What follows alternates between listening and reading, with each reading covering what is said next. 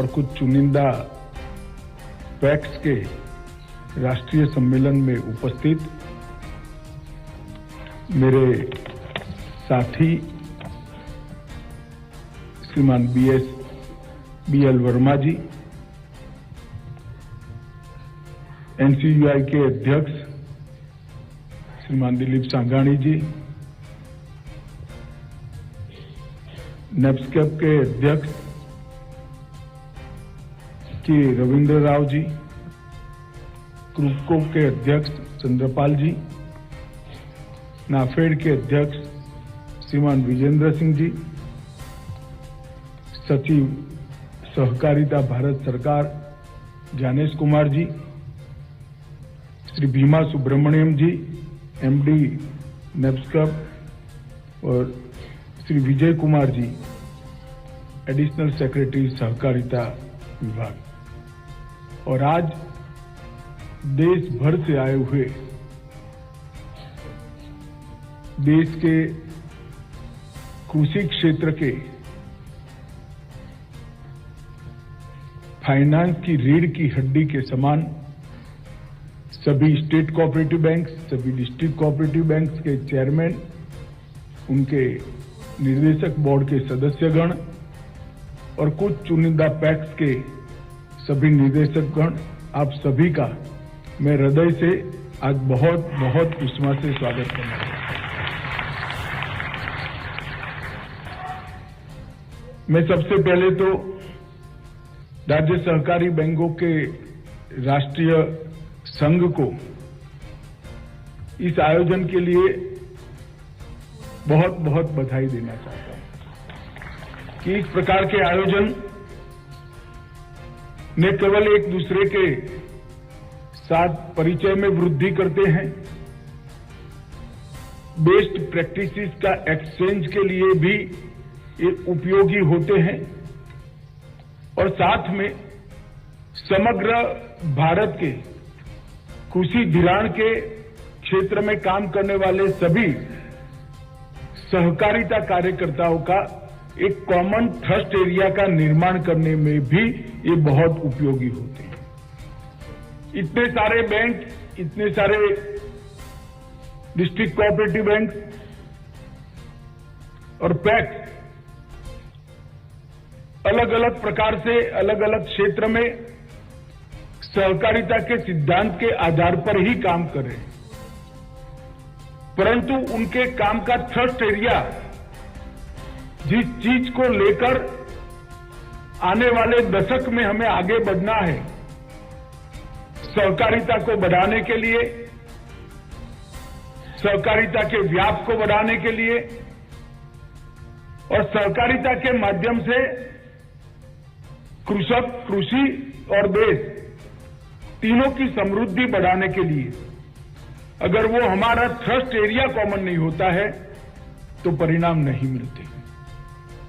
मित्रों, लगभग 120 साल पुराना सहकारिता का हमारा आंदोलन बहुत सारी उपलब्धियां हैं उसकी। मैं मानता हूं हमने बहुत सारी उपलब्धियां प्राप्त की, परंतु इसके साथ साथ हमें ये भी आत्मचिंतन करना पड़ेगा कि बहुत सारा गंवाया भी है।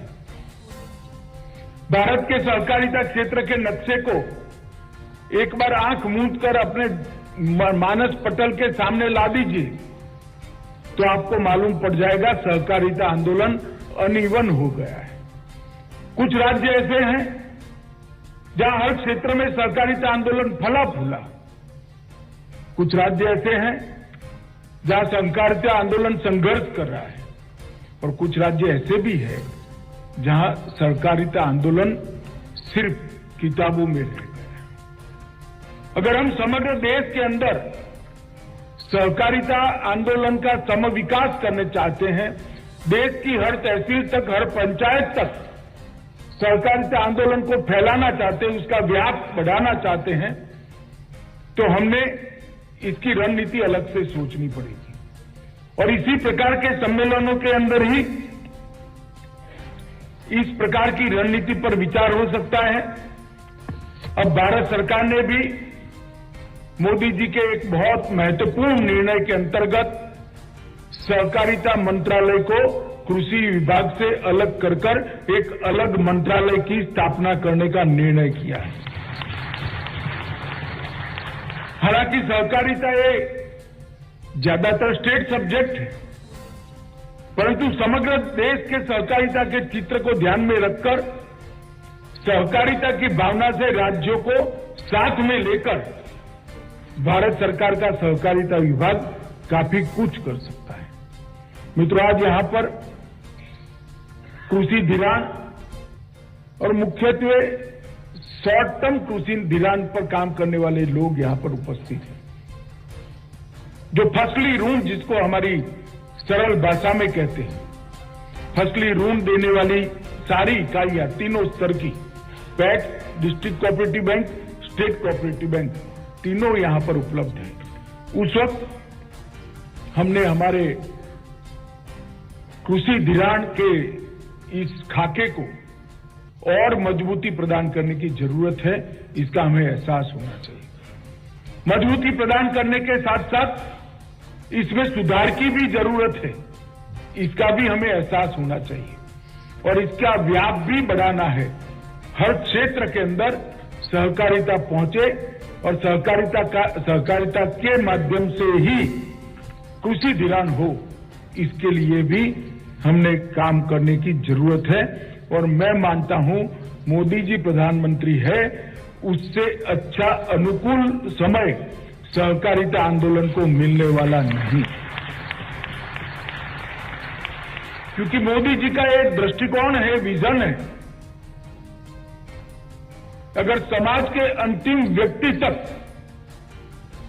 अर्थतंत्र को पहुंचाना है, हमारे अर्थतंत्र के विकास के साथ साथ उसका भी विकास करना है, तो सहकारिता के अलावे, सहकारिता क्षेत्र के अलावे ये कोई नहीं कर सकता। इसीलिए उन्होंने एक नया सहकारिता विभाग बना है। मित्रों, देश में लगभग 8.5 लाख सहकारी संस्थाएं हैं। इसमें क्रेडिट सोसाइटी अलग अलग प्रकार की लगभग 1,78,000 हैं। और जहां तक एग्रीकल्चर क्रेडिट का सवाल है, 34 राज्य सहकारी बैंक हैं, उनकी 2000 से ज्यादा शाखाएं हैं। 351 जिला सहकारी बैंक और उसकी 14,000 शाखाएं हैं और 95,000 के आसपास पैक्स हैं। इसमें से 65,000 पैक्स आज अच्छे तरीके से कार्य कर रहे हैं। ये 95,000 PACS, 14,000 branches district cooperative bank की, 2,000 ब्रांचेस स्टेट कोऑपरेटिव बैंक की, ये सब कुल मिलाकर मिला ले तो हमारे सामने एक मजबूत आधार हमारे पुरखों ने बनाकर आज दिया है। इस बेस के आधार पर, इस नींव के आधार पर एक मजबूत इमारत आजादी के अमृत वर्ष में बनाने का हमारा संकल्प होना चाहिए। और मित्रों, मैं मानता हूं कि इसको सहकारी बैंकों के राष्ट्रीय संघ जैसी संस्था ही आगे बढ़ा। मित्रों, आज हम सब यहां आए हैं, तब मैं 2 चीजों पर बहुत मजबूती देना चाहता हूं, 2 चीजों पर विशेष रूप से आपका ध्यान आकर्षित करना चाहता हूं। पैक्स हमारी सहकारिता एग्रीकल्चर क्रेडिट सिस्टम का आत्मा है। जब तक पैक्स ठीक नहीं चलते, तब तक कृषि धिराण की हमारी व्यवस्था कभी ठीक नहीं हो सकती। पैक्स ठीक चलना तो बहुत जरूरी है, इसके साथ साथ पैक्स का व्याप बढ़ना भी जरूरी है। देश में 3 लाख पंचायतें हैं और पैक्स, अच्छे चलने वाले पैक्स 65,000 है, कुल मिलाकर पैक्स 95,000 है। 95,000 को ठीक कर लेंगे ऐसा भी मानते हैं, तो भी 2 लाख पंचायतें ऐसी है जहां पर पैक्स का अस्तित्व नहीं है। हमारा सबसे पहला काम सभी जिला सहकारी बैंक, सभी स्टेट कोऑपरेटिव बैंक का ये होना चाहिए कि हर पंचायत में पैक्स का 5 साल का एक रणनीति तैयार करना चाहिए। हर डिस्ट्रिक्ट कोऑपरेटिव बैंक ने अपने क्षेत्र के अंदर हर पंचायत में पैक्स कैसे बन सकता है, इसकी 5 साल की रणनीति बनानी चाहिए। हर स्टेट कोऑपरेटिव बैंक ने वो रणनीति का मॉनिटरिंग करना चाहिए और नाबार्ड ने भी अपनी विविध योजनाओं के साथ वो रणनीति की पुष्टि करनी चाहिए। भारत सरकार भी अनेक योजनाओं के साथ इसका समर्थन करने जाएगी और इसीलिए सबसे पहली योजना भारत सरकार ने सहकारिता मंत्रालय बनने के बाद लाई है कि पैक्स को कंप्यूटराइज कर दिया जाए। पैक्स, डिस्ट्रिक्ट कोऑपरेटिव बैंक और स्टेट कोऑपरेटिव बैंक को ऑनलाइन जोड़ दिया। अगर पैक्स को कंप्यूटराइज करेंगे तो उसके ह्यूमन रिसोर्सेज का, इसके मानव संसाधन बल का अपने आप अपग्रेडेशन हो जाएगा। पैक्स को अगर कंप्यूटराइज कर देंगे तो प्रूडेंशियल नॉर्म्स जो है फाइनेंस के, वो अपने आप पैक्स में अप्लाई हो जाएंगे। पैक्स को कंप्यूटराइज कर देंगे तो ऑडिट की सारी व्यवस्थाएं अपने आप आपकी अकाउंटिंग सिस्टम के अंदर आ जाएगी। अलर्ट भी जनरेट होना शुरू हो जाएंगे, अलर्ट अपने आप आपको मिल जाएंगे। ये कंप्यूटराइजेशन आप मानकर चलिएगा कि 100 मर्ज की एक दवाई है और कंप्यूटराइजेशन तभी सफल हो सकता है जब यहां पर बैठे हुए मेरे डिस्ट्रिक्ट कोऑपरेटिव बैंक के चेयरमैन जो है इसको मन के साथ नीचे तक पहुंचाने का काम करें। ढेर सारे लोगों ने कंप्यूटराइजेशन समाप्त कर दिया है। गुजरात जैसे राज्य में लगभग हर पैक्स का कंप्यूटराइजेशन हो गया। उत्तराखंड ने भी अच्छा ही नहीं, ढेर सारे राज्यों ने किया है, परंतु इसके अंदर एक वाक्यता नहीं है। एक कॉमन सॉफ्टवेयर के तहत पूरे देश की एग्रीकल्चर क्रेडिट की सिस्टम को लाना बहुत जरूरी है। जब तक ये नहीं लाते हम फिर आरबीआई का शिकायत करेंगे, इसके कोई मायने नहीं है भाई। सुधार अपने यहां से शुरू करना पड़ेगा और मैं गारंटी देता हूं अगर हमारे एडमिनिस्ट्रेशन के अंदर सुधार आता है, हमारे एडमिनिस्ट्रेशन के अंदर पारदर्शिता है, तो कोई सहकारिता बैंक या सहकारिता के चलती हुई पैक्स को कोई अन्याय नहीं कर सकता। इसकी मैं आपको विश्वास, परंतु इसके साथ साथ हमने इसको आगे बढ़ाना पड़ेगा और इसकी आउटरीच को बढ़ाना पड़ेगा, पैक्स के दायरे को बढ़ाना पड़ेगा। ज्यादा से ज्यादा किसान पैक्स के दायरे में आए उस दिशा में जाना पड़ेगा, क्योंकि पैक्स आज भी किसानों के प्रति मानवीय दृष्टिकोण रखकर फाइनेंस का काम करते, वो रूथलेस फाइनेंस नहीं करते।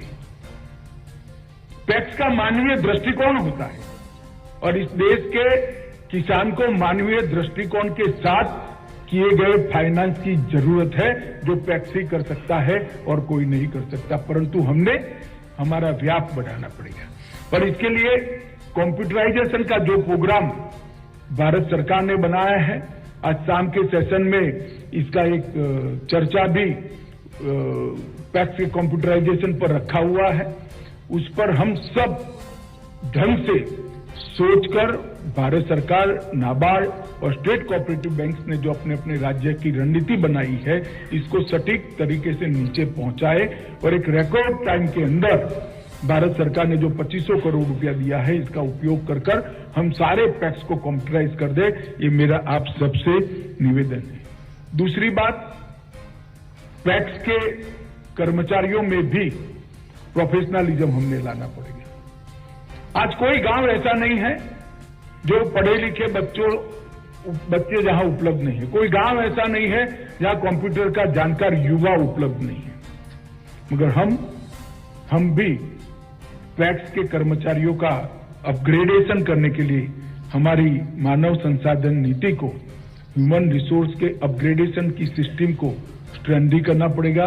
और मेरा सभी स्टेट कोऑपरेटिव बैंक्स के चेयरमैनों से अनुरोध है कि आप सब भी अपने अपने राज्य में इसके लिए इनिशिएटिव लें और इसके लिए आगे बढ़ें। मित्रों, पैक्स को सुदृढ़ बनाने के लिए भारत सरकार ने इसके मॉडल बायलॉज बनाकर सभी राज्यों को भेजना तय किया है। लगभग सभी स्टेट कोऑपरेटिव बैंक, सभी डिस्ट्रिक्ट कोऑपरेटिव बैंक और सहकारिता से जुड़ी कई संस्थाओं को इस पर सुझाव मांगे गए थे। राज्य सरकारों के सुझाव मांगे गए। इस पर लगभग सुझाव आने का काम समाप्त हो गया है। अभी भी मैं आज के सम्मेलन में आपको कहता हूं कि हम निर्णय 15 दिन के बाद करेंगे। पैक्स के मॉडल बायलॉज सहकारिता मंत्रालय के साइट पर ऑनलाइन उपलब्ध है, उसको आपके यहां डाउनलोड करिए। आपके यहां टीम बैठकर इसका गहन अध्ययन करे और अध्ययन कर अपने सुझाव सहकारिता मंत्रालय को भेज दे, क्योंकि ये बहुत जरूरी है। बहुत समय के बाद देश भर की सभी पैक्स का एक बायलॉज हो, इसके लिए एक इनिशिएटिव लिया गया है।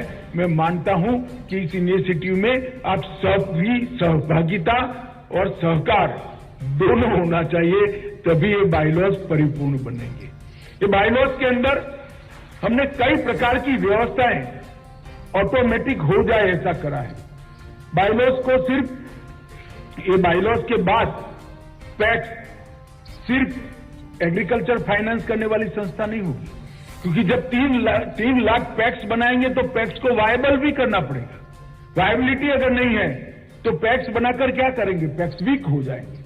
वायबिलिटी लाने के लिए ढेर सारे नए क्षेत्र खोले गए, जैसे गैस का डिस्ट्रीब्यूशन अब पैक्स कर सकते हैं ये नए बायलॉज आने के बाद। पानी का वितरण पैक्स कर सकते हैं नए बायलॉज आने के बाद। पीसीओ का काम पैक्स कर सकता है नए बायलॉज आने के बाद। एफपीओ का काम वो भी पैक्स कर सकता है नए बायलॉज आने के बाद। इस प्रकार से 22 नए काम जो हमारे परंपरागत कामों में नहीं है, इसको पैक्स के साथ जोड़ने का ये नए बायलॉज के अंदर सुझाव लेकर भारत सरकार ने आपको भेजा है। इस पर आपका कमेंट चाहिए। और ये सारी भंडारण है, वितरण है, स्टोरेज का काम गांव के सभी किसानों का पैक्स कर सकते हैं। एफपीओ के नाते उनकी कृषि उपज का वितरण का काम पैक्स कर सकते हैं। ये सारी व्यवस्था को अगर हम ढंग से करते हैं तो 3 लाख पैक्स वायबल करना ये बहुत बड़ी बात नहीं है मित्रों। और मैं आपको बताता हूं, एक बार 3 लाख पैक्स का बेस बन जाता है तो कोऑपरेटिव को एक्सपांड करने से कोई नहीं रोक सकता, उसको एक्सपांड होना ही। और डिस्ट्रिक्ट कोऑपरेटिव बैंक के जो चेयरमैन है, स्टेट कोऑपरेटिव बैंक के चेयरमैन हैं, उनको भी ये समझना चाहिए कि जितने पैक्स बढ़ेंगे, पैक्स जितने मजबूत होंगे, डिस्ट्रिक्ट कोऑपरेटिव बैंक उतनी ही मजबूत होगी। जितनी डिस्ट्रिक्ट कोऑपरेटिव बैंक मजबूत होगी, स्टेट कोऑपरेटिव बैंक अपने आप मजबूत हो जाएगी। तो मेरा आपसे आग्रह है और राव साहब से भी आग्रह है कि शाम के सेशन में एक 20-25 मिनट इंट्रोडक्टरी टाइम हमारे मंत्रालय को मिल जाए, जो पैक्स के नए बायलॉज पर एक प्रेजेंटेशन बताएं। प्रेजेंटेशन तैयार है। प्रेजेंटेशन सभी लोगों के सामने होना इसलिए जरूरी है कि इस पर कमेंट्स जो आमंत्रित करने हैं तो उसको करना चाहिए। इसके साथ साथ भारत सरकार ने ग्रामीण सहकारी बैंकों को भी विस्तार करने की एक योजना बनाई है, जो जिसको कई जगह खेती बैंक कहते हैं, कई जगह अलग अलग नाम दिए हुए। उनका विस्तार करने की भी योजना बनाई है। ग्रामीण सहकारी बैंक आज किसान को डायरेक्ट फाइनेंस करते हैं। हमने तय किया है, अगर अभी विचार चल रहा है मगर आपके भी सोचने के लिए, ग्रामीण सहकारी बैंक भी मीडियम टर्म और लॉन्ग टर्म फाइनेंस पैक्स के माध्यम से कर सकते हैं। तो जो ड्यूअल रूट है फाइनेंस का, लॉन्ग टर्म फाइनेंस डायरेक्ट होता है, short term finance through PACS through DCB होता है, इसकी जगह पैक्स के माध्यम से होगा तो किसान को अपनी जमीन कहीं पर भी जीरो करने की जरूरत नहीं पड़ेगी। पैक्स के साथ पास उसके कागजात है, उसी में होगा। और लॉन्ग टर्म फाइनेंस भी लगभग 3 लाख पैक्स के माध्यम से, ग्रामीण सहकारी बैंकों के माध्यम से, और ऊपर नाबार्ड के तत्वाधान में लॉन्ग टर्म फाइनेंस भी सहकारिता क्षेत्र के साथ जुड़ जाए, इस प्रकार का हमारा प्रयास है। इसमें भी आपके सहयोग की जरूरत पड़ेगी। मित्रों, हमने बहुत अच्छा काम विगत 100 साल में किया है। मैं साथ अर्थ में मानता हूं, मैं तो सहकारिता का एक कार्यकर्ता रहा हूं, मुझे मालूम है बहुत अच्छा काम कर रहा है। 100 साल पुराने पैक्स और बैंक जब यहाँ ट्रॉफी लेने आते हैं तो मन खुश हो जाता है कि 100 साल से अनेक बोर्ड बदलने के बाद भी सहकारिता भावना से एक सहकारी संस्था चलती है, वो बहुत बड़ी है। और देश में कई सारे बैंक ऐसे हैं, चाहे अर्बन कोऑपरेटिव बैंक हो, चाहे डिस्ट्रिक्ट कोऑपरेटिव बैंक हो, चाहे पैक्स हो, जो 100 साल पुराने हैं। हमने बहुत अच्छा काम किया है, मगर ये पर्याप्त नहीं। आजादी का अमृत महोत्सव है, हमने संकल्प करना चाहिए कि जो किया है इससे बहुत अच्छा अगले 100 साल में कर हमारा सहकारिता आंदोलन सदियों तक चले, इस प्रकार का मजबूत खाका भारत के अंदर खड़ा है। और हर राज्य में इसका व्याप बढ़ाना है। लगभग पैक्स के 13 करोड़ सदस्य हैं, इसमें से 5 करोड़ सदस्य ऋण लेते हैं और पैक्स लगभग हर साल 2 लाख करोड़ से अधिक का वितरण करता है। जब पैक्स करता है तो ऑटोमेटिकली डिस्ट्रिक्ट कोऑपरेटिव बैंक और state cooperative bank 2 lakh crore से, आप मान लीजिए पैक्स की संख्या 5 गुना होती है। अभी 65,000 पैक्स कार्यरत है। अगर 3 लाख चलने वाले पैक्स बना देते हैं तो ये 2 लाख करोड़ 10 लाख करोड़ तक पहुंच सकता है। यही मैं आपको आज बताने के लिए यहां पर आया हूं। तो 10 लाख करोड़ के एग्रीकल्चर फाइनेंस का हमारा लक्ष्य रखना चाहिए सहकारिता के माध्यम से। और मित्रों, एक सबसे बड़ी समस्या है, कुछ पैक्स बीमार पड़ गए। हमने नए बायलॉज के अंदर इसका भी प्रोविजन सुझाया है राज्यों को कि जो बीमार पड़े हुए पैक्स है उसको एक समिति बनाकर साइड पे कर दिया जाए, नया पैक्स बनाया जाए। बीमार पैक्स को लिक्विडेट कर वो गांव के किसानों को सहकारिता के लाभों से वंचित नहीं रखना चाहिए।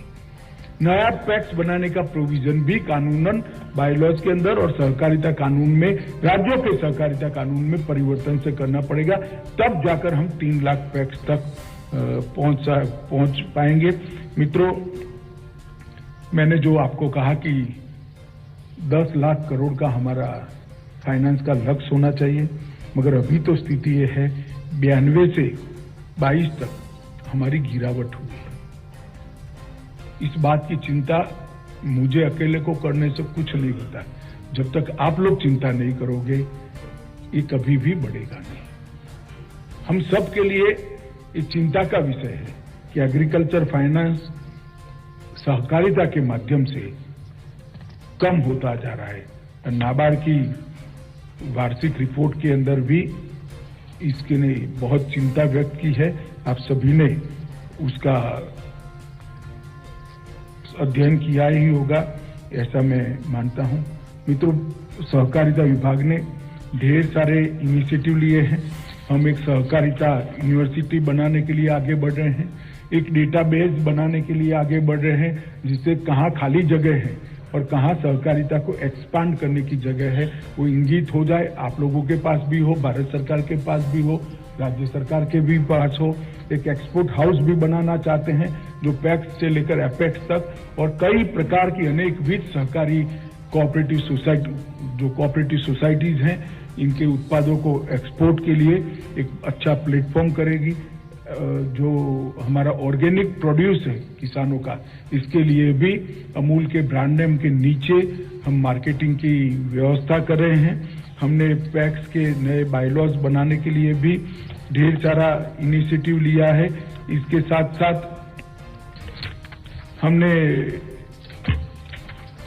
सहकारिता के अंदर एक नए प्रकार की संवाद की व्यवस्था के लिए भी सहकारिता विभाग एक प्लेटफॉर्म खड़ा कर रहा है, जिसके माध्यम से आपकी समस्याओं को यहां तक पहुंचाने में सरलता रहेगी, राज्य तक पहुंचाने में सरलता रहेगी।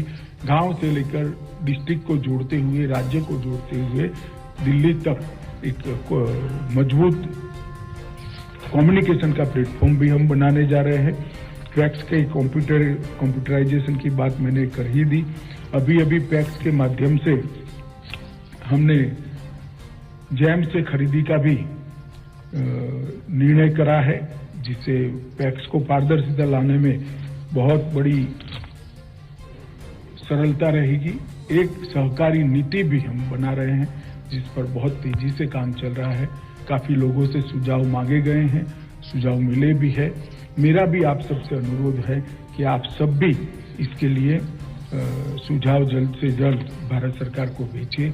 मैं अंत में मित्रों इतना ही कहना चाहता हूं कि इस प्रकार के अधिवेशन परिणाम लक्षी बने, ये हमारी संस्कृति के अंदर, कार्य संस्कृति के अंदर ऐड करने की जरूरत है। ये सिर्फ मिलने जुलने का माध्यम नहीं बनने चाहिए।